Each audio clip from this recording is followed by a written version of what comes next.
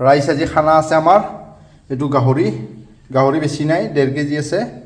বেছি আমি গাহৰি নাখাওঁ এইটো মাছো আছে আপোনাৰ 1.5 কেজিতকৈ অলপ বেছি আছে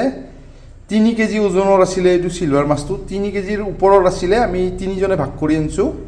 এইটো চাওক কি ডাঙৰ মাথাটো দেখিলে আপোনালোকে গম পাব তো আপোনালোকক মই দেখাই আছোঁ ৰেচিপি এতিয়া এফালে আপোনালোকে চাওক আমি গাহৰি ড্ৰাই ফ্ৰাই বনাম আজি বিলাহী দি বনাম অলপ মায়ে বনাব একদম মানে গাহৰিটো কি ধুনীয়া গাহৰি আপোনালোকে চাওকচোন এবাৰ জুম কৰি দেখাই দিওঁ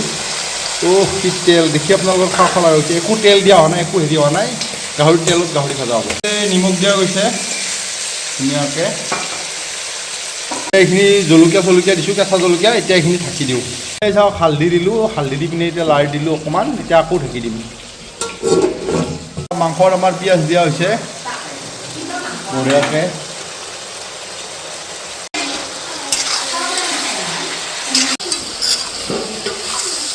এতিয়া গাহৰিখিনি ধুনীয়াকৈ ফ্ৰাই কৰিম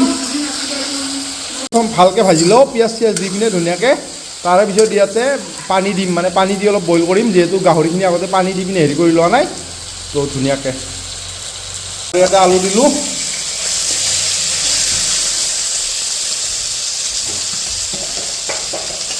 মাংসখিনি ধুনীয়াকৈ লাৰি লাগিছে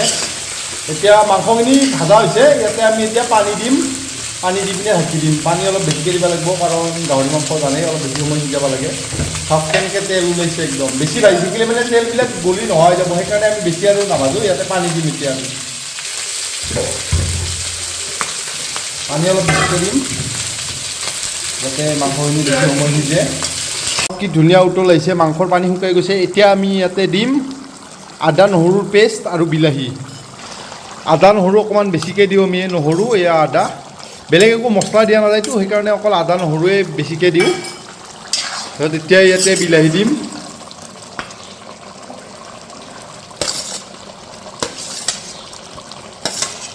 এতিয়া এইখিনি এনেকৈ ঢাকি নিদিয়াকৈ ধুনীয়াকৈ সিজিব দিম বিলাহীখিনি আদা নহৰুখিনিও সিজিব দিম তাৰপিছত অকণমান ভাজিম ধুনীয়াকৈ চাওক আপোনালোকে